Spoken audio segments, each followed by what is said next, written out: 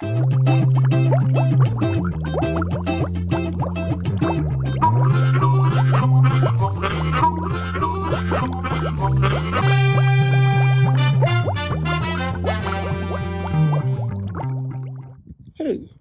Jag heter Pernilla och du är hjärtligt välkommen till min kanal Mitt liv i mitt hus.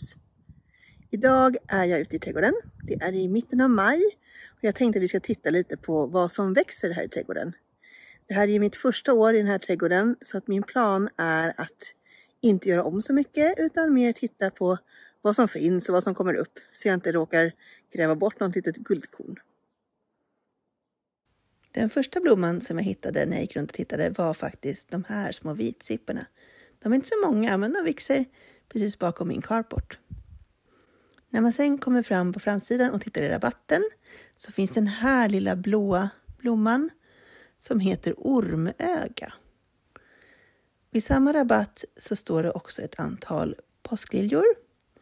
Och som ni ser så behöver jag rensa bort lite av fjolårets blommor som fortfarande står kvar och är alldeles vissna. Men längre fram i samma rabatt så finns det också såna här violvivor. De tycker jag var jättefina och de är ju såklart nära släkt med gullvivan. Och precis i närheten i gräsmattan så står det några små fina gullvivor. Och de här de kommer få stå kvar när jag klipper gräset. För jag tycker de är så fina. Det finns också faktiskt en sån här liten röd gullviva precis i närheten. Den tycker jag också är jättefin. Gullvivor är en av mina favoritblommor så jag blev väldigt glad när jag hittade den här hela tuvan av gullvivor. Och strax bredvid den så finns det några ensamma små skillor. Jag har ju lite av en skogstomt till viss del. Så jag har även blåbärsris. Och här kan man se att blåbäret blommar. Så förhoppningsvis kommer jag få lite blåbär här lite senare i sommar. Och den här blomman finns det en del av också. Det här är en buskviol. Den växer lite här och var i min lilla skogsdel. Och här har vi en gulltörel. Om jag har hittat rätt namn på den. Den växer på baksidan i en rabatt. Och den här som är en marktäckare. Den heter jordreva och den har små blommor som man ser när man går in nära. Men på håll så blir det som ett litet blålila täcke.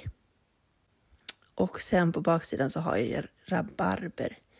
Det är väldigt trevligt. Jag har redan hunnit skörda min första rabarber och baka en väldigt god rabarberkaka.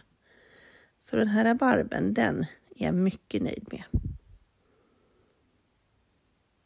Och strax bredvid rabarben så står det några enskilda små pärlhyacinter bredvid några påskliljor. Och jag har insett att det är påskliljor och de här små pärlhyacinterna är de enda vårlökarna jag har. Så till nästa år så ska jag nog se till att skaffa lite snödroppar och kanske lite krokus och tulpaner. Och hoppas på att rådjuren inte kommer att äta upp dem.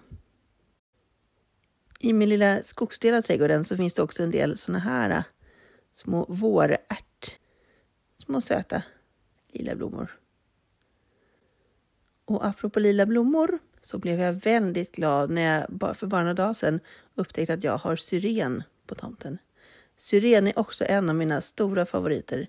Jag tycker både att de är fina och jag tycker att de luktar alldeles underbart. Jag kan stå och sniffa på blommorna och njuta av lukten en bra stund när de väl blommar. Så det gjorde mig jätteglad. Jag har också en del såna här små vintergröna. Små blåa blommor som sprider ut sig som en matta med gröna blad och blåa blommor. Och allra längst bort i min trädgård så har jag faktiskt ett körsbärsträd. Det är det enda trädet jag har som är bär eller frukt. Och det står nästan hela längst bort i hörnet. Men den blommar nu så jag hoppas på lite körsbär senare. Och så har jag en ensam liten pansé som verkar ha sått sig själv här. Mitt emellan lite plattor. Men den är väldigt fin. Det var vad som blommar här hos mig just nu. Ha det så bra till nästa gång. Tjingeling!